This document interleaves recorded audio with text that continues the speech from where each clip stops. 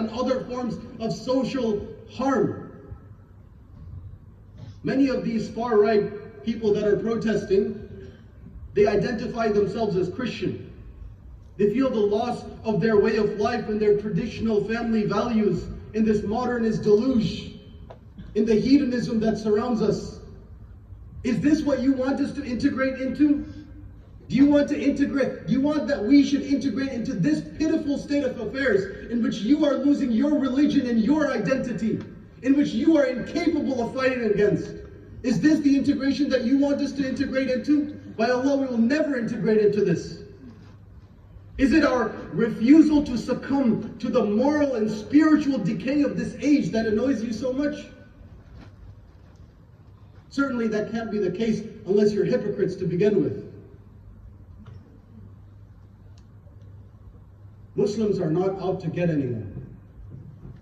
We are not the source of any problems for these people. It is only a manufactured distraction on part of their leaders that makes them think otherwise. We share in this struggle together. We must tackle the loss of faith in the modern world together. We must keep the UK out of illegal wars and occupations that take the life of its youth with no just cause together. We must keep our kids off the streets together. We must keep them away from gangs, from drugs, from gambling, from pornography together. We must keep them off of unbridled liberalism and moral and sexual perversions and off of harming themselves and others together. And we must protect them from the true perpetrators behind these societal and spiritual ills that is serving to destroy our world together. Once again, we are on the same boat. We are on the same boat, and this boat is sinking. There are large holes at the bottom of this boat, and it is the Muslims who are at the forefront of trying to repair these holes. These people may think that they're solving the problems that they face by attacking the Muslims, but the only thing that their attacks ensure is that at the end of the day, by getting rid of Muslims, they will only ensure their own moral and spiritual demise. أقول قولي هذا وأستغفر الله لي ولكم ولسائر المسلمين من كل ذنب فاستغفروا إنه هو الغفور الرحيم. The Muslim community in the United Kingdom is not new to racism, and we are not new to dealing with racism either. Over 46 years ago, on May 4th, 1978, right down our very own street here, one of our young men, he lost his life for no reason other than the color of his skin and the fact that he had immigrated from a foreign culture. He was a young 24-year-old textile worker from Bangladesh. His name was Altab Ali. He had come to the UK with his father as a teenager and was working to provide for his family and to improve the society around him. He was returning home that night and had planned to vote because this was voting season. He had planned to vote and partake in the political process as a law-abiding citizen, only for him on his way back home to be killed by racist criminals. The Muslim community, they stood up back then. They took his coffin on their backs from Brick Lane all the way to Downing Street. And they continue to mobilize themselves for their own self-defense and the eradication of racism from their borough, from their city. You know, if Altab Ali, if he had been given the chance to live, he would have perhaps been here with us today. He would have been perhaps an elderly man praying in the front row with many stories to share with us all. But in his passing, he left us with lessons that are even more important. He left us with the knowledge that Allah has placed our survival and our prosperity within ourselves. He left us with the knowledge that we must never bow and cower in front of racism, in front of hate, in front of discrimination. He left us with the knowledge that we must never adopt the mentality of a victim, because by Allah, we are not victims. Rather, we are strong, we are resilient, and we are capable of overcoming any challenge that is placed in front of us, as we always have. Our history is filled with examples of perseverance and triumph. And we will continue to stand firm against those who seek to harm us. Or as in the words of the 7,000 people that marched against racism, carrying his body with them to Downing Street, we are here to stay. We are here to fight. How exactly do we fight back? This is the question. This is what we as a Muslim community need to understand and need to follow. How exactly do we confront and address the hate and the racism that surrounds us? How do we maintain the peace that we have fought so hard for all of these last few decades? I want to leave us with a few points and a few reminders, especially for the youth. It was the youth who undertook this task back then, and it is the youth who will have to undertake this task today. First and foremost, we never resort to senseless violence in response to the ignorance that surrounds us.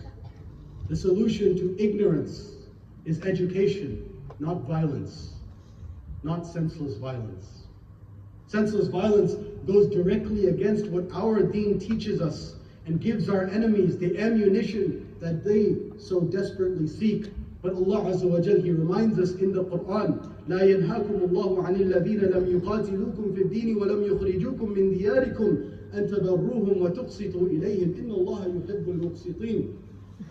For those people who do not fight against you in your faith, they do not eject you from your homes and your life, then certainly Allah Azza wa Jal does not prevent you from showing kindness to them, from being just to them. Certainly Allah loves those who are just. And this, before anything else, is a religion of justice.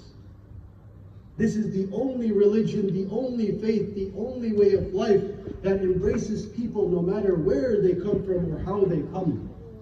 This is why this religion is not just one of Arab, it's not just one of the Arabs, nor is it just one of the Asians, nor is it just one of the Europeans or the Africans, but it belongs to all of us together. Many of the brothers and sisters that we have sitting right here in this majlis, in this gathering today, are themselves British, that Allah Azza wa Jal guided to Islam, that are now standing for this faith and standing as some of the most firm, devout believers among us today. Number two, on our purpose and our identity. What is it that brings such hate for Muslims? What is this potent way of life that Shaitan is so desperately trying to prevent others from realizing and following, that Allah has just blessed to place upon our laps? How can we stand up for our faith if we do not even know it to begin with? How can we implement the numerous lessons it teaches that can fix this society if we do not know our deen to begin with? Many of the youth that are here today, you are here on your holidays. School is off. How are you utilizing this time if you are following into the same things such as drugs and crime that lead the people around us to see us in a negative light? Then you are part of the problem. You are not from us, because we are a positive force in society. Rather, we should be using this time that we are off to learn more about our deen and to teach others about it as well. Number three, we must unite as Muslims, and we must stand together against the hate. This hate is directed towards all of us, not just some of us. Those that killed Altab Ali, they did not differentiate his nationality when they were doing so. When they were charged and they were brought to trial in the court, they were asked and they were questioned, why did you kill him? And they responded that he was just a Paki. Just that he was a Paki. This is the only word that they know. This refers to all of us. This refers to Muslims. This refers to if you put your head on the ground in worship of Allah Azza wa Jal. There is no difference between us, no matter what your race is, what your color is, what your language is. We are all Muslims for the sake of Allah, and so we must stand together for the sake of Allah, for ourselves, for one another. We need to put aside our internal differences, and stand together as Muslims. Allah Azza wa Jal, He says, وَاعْتَصِمُوا بِحَبْلِ اللَّهِ جَمِيعًا وَلَا تَفَرَّقُوا. Hold together to the rope of Allah, to this deen, to the Quran, to the Sunnah of the Prophet sallallahu alaihi wasallam, together, and do not divide in between yourselves. Number 4, we should not be afraid to raise our voices against those that seek to harm us.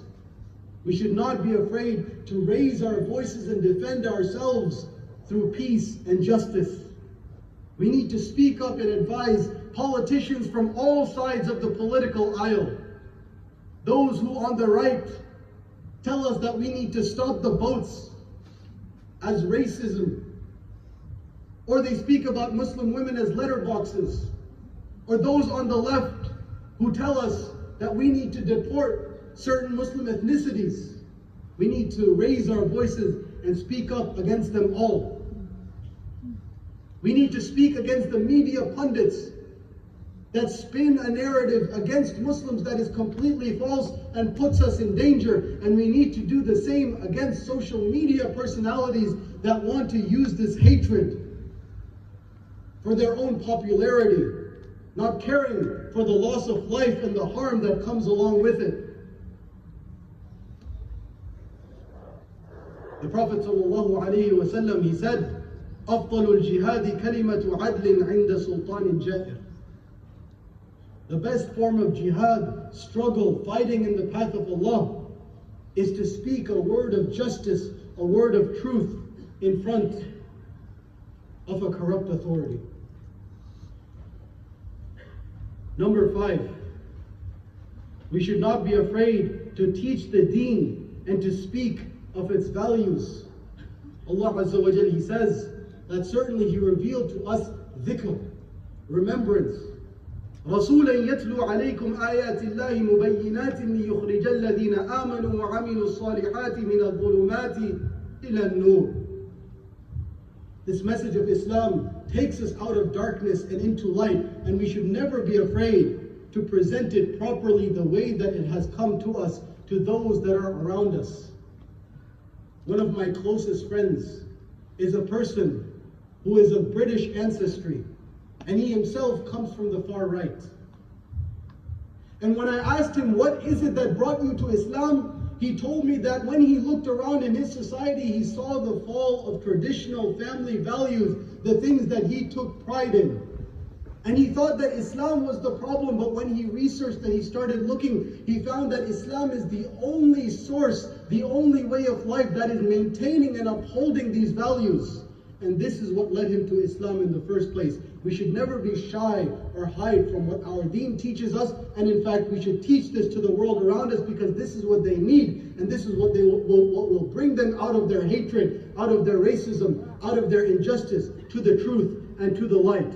And finally, the last thing that I leave us with is that we must embody the values that our religion teaches us. We must lead by example and show those that are around us that are confused. We must show them that we are not the enemies. Rather, we are the light in this darkness of modernity that they so desperately seek. Allah Azza wa Jal, He says, كُنْتُمْ خَيْرَ أُمَّةٍ أُخْرِجَتْ لِلنَّاسِ تأمرون بالمعروف وتنهون عن المنكر وتؤمنون بالله ولو آمن أهل الكتاب لكان خيرا لهم منهم المؤمنون وأكثرهم الفاسقون. Certainly Allah Azza wa Jal, He says that you are the best nation that has been taken out for the people. You command the good and you prohibit the evil, and you believe in Allah. Had most of the people of the book followed the truth, that would have been better for them. Some of them are believers, but some of them are corrupt. اللهم أعز الإسلام والمسلمين وأذل الكفر والكافرين ودمر أعداءك أعداء الدين واحمي حوزة الإسلام يا رب العالمين. ربنا تقبل منا إنك أنت السميع العليم. ربنا آتنا في الدنيا حسنة وفي الآخرة حسنة وقنا عذاب النار. ربنا أفرغ علينا صبرا وثبت أقدامنا وانصرنا على القوم الكافرين.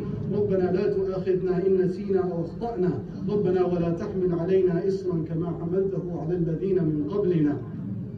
ربنا ولا تحملنا ما لا طاقة لنا به واعف عنا واغفر لنا وارحمنا أنت مولانا فانصرنا على القوم الكافرين. عباد الله، إن الله يأمر بالعدل والإحسان وإيتاء ذي القربى وينهى عن الفحشاء والمنكر والبغي يعظكم لعلكم تذكرون. اذكروا الله العظيم يذكركم واشكروه يزدكم واستغفروه يغفر لكم واتقوه يجعل لكم من أمركم مخرجا وأقيموا الصلاة.